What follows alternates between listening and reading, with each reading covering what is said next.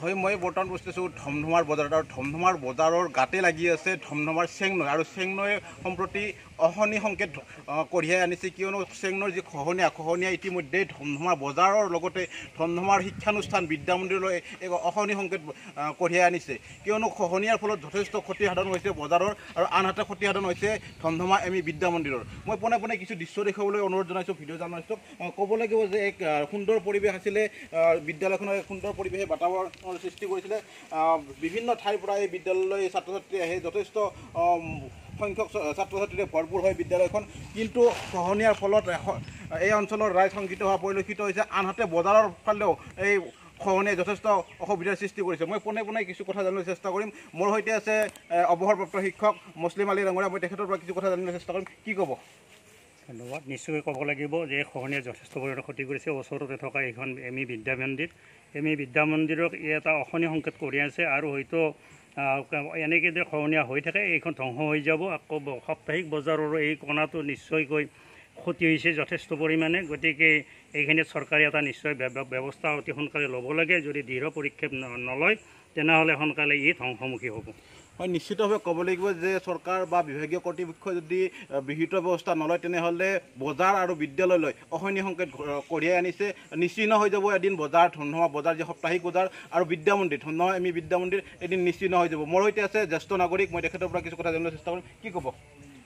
ধন্যবাদ। মানে আমাৰ এই কামৰূপ অবিভক্ত কামৰূপ জিলাৰ এইখন মানে অতি ঐতিহ্যপূৰ্ণ ধমধমা হাটখোলা বজাৰ। ইয়াৰ এই মানে চেংনৈৰ যিটো এই গৰাখহনীয়া এইটো ইয়াৰ মানে অশনি সংকেত কঢ়িয়াই আনিছে।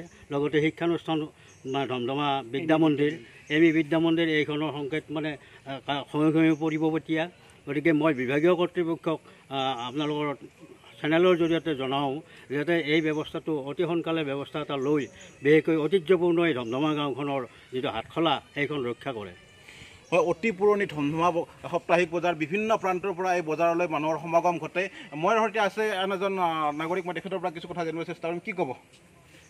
মই ক'ব বিচাৰিছোঁ যে আমাৰ এই চৰকাৰী যিটো ব্যৱস্থা, এই ব্যৱস্থা হ'ল আমি দেখা পাইছোঁ যে আমাৰ এই চেংনৈৰ গৰাখহনীয়া, পাগলীয়া নদীৰ গৰাখহনীয়া ক'তো ৰোধ কৰিব পৰা নাই তেওঁলোকে। সেয়েহে মই অনুৰোধ কৰিছোঁ যাতে আমাৰ এই বিদ্যা মন্দিৰ আৰু ধমধমা ঐতিহাসিক ধমধমাৰ এই গৰু বজাৰখন আজি গৰাখহনীয়াত পৰিছে। আৰু ইয়াৰ আগতে ইয়াতে কালভাৰ হৈছে 3 লাখ টকাৰ, কিন্তু আমি দেখিছোঁ যে সেইটো 3 লাখ টকাৰ কালভাৰ যে নালাগে, সেই ক্ষেত্ৰতো চৰকাৰক অৱগত কৰিছোঁ যাতে সেইটো যাতে তেওঁলোকে অনুসন্ধান কৰে আৰু এই গৰাখহনীয়াটো ৰোধ কৰাৰ কাৰণে যাতে তেখেতসকলে ব্যৱস্থা কৰে। হয়, নিশ্চিতভাৱে ক'ব লাগিব যে খহনীয়াৰ প্ৰতি চৰকাৰে যি ধৰণে গুৰুত্ব আৰোপ কৰিব লাগিছিলে তেনেধৰণৰ গুৰুত্ব আৰোপ নকৰাৰ অভিযোগ উত্থাপিত হৈছে। মোৰ সৈতে আছে আন এজন শিক্ষক, মই তেখেতৰ পৰা কিছু কথা জানিবলৈ চেষ্টা কৰিম। কি ক'ব? আচলতে চেংনৈৰ খহনীয়াটো আচলতে খুব বিপদ আনিব কেতিয়াবা। আমাৰ এই ধমধমা বজাৰ, সাপ্তাহিক বজাৰ, এইফালেদি আমাৰ প্ৰায় মানুহে বজাৰত অহা যোৱা কৰে আৰু লগতে আমাৰ ধমধমা বিদ্যা মন্দিৰ এম ই স্কুল আছে আৰু ইফালে বজাৰ সাপ্তাহিক বজাৰ।